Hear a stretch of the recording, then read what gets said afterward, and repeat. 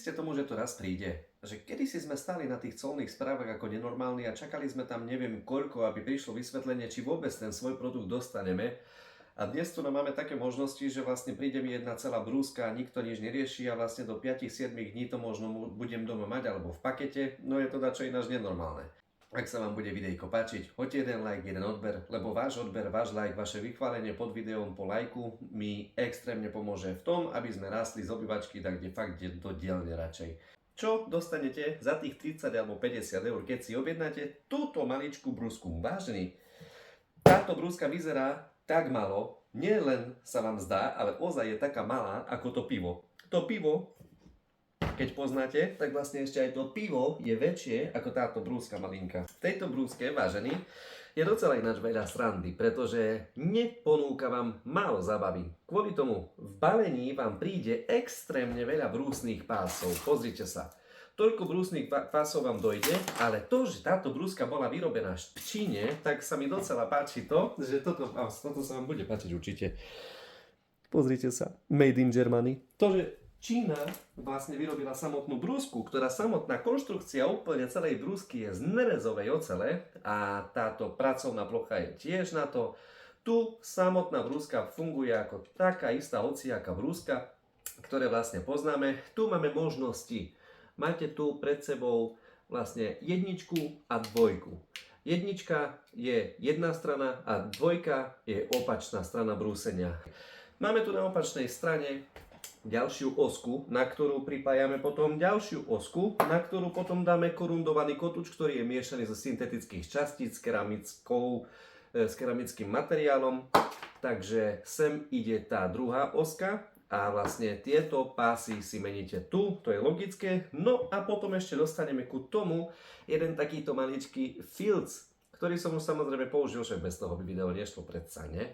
Ja už som si tento kotúčik natrel s diamantovou pastou zrnitosti 15 alebo 20 tisíc. Je to akurát, lebo ja keď aj leštím nejaké nože na koži, takisto tam mám rovnakú pastu, takže môže tam ostať. Ale tento kotúč pripájate sem do tohoto závitu.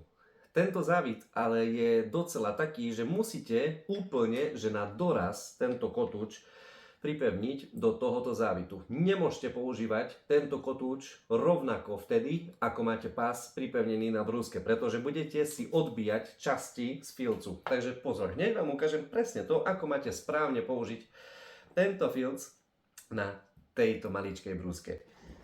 A ešte potom dokonca máme tu na jeden adapter, ktorý je aj zároveň tvojim regulátorom tvojej brúsky. Máš tu na možnosti od 12 až do 24, kde si môžeš regulovať tvoje rýchlosti. V 24 budeš regulovať možno už otáčky 9000, pretože táto brúska ponúka od 4500 až do 9000 otáčok.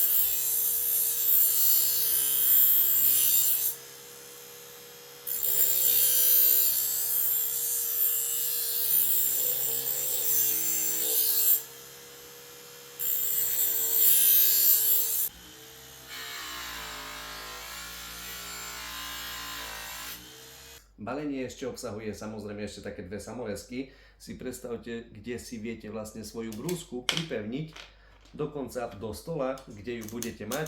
Ja si myslím, že ináč na takéto maličké domáce, nie že brúsenie, opravu estetických sľadov niektorých nástrojov, je to dobré. Je to maličké, je to dobré, je to lacné, prečo nie? Napíšte mi váš názor o tom a keď sa vám bude videjko páčiť, hoďte jeden like a odkaz na kúpu vám hodím do popisu. Majte sa krásne, ahojte.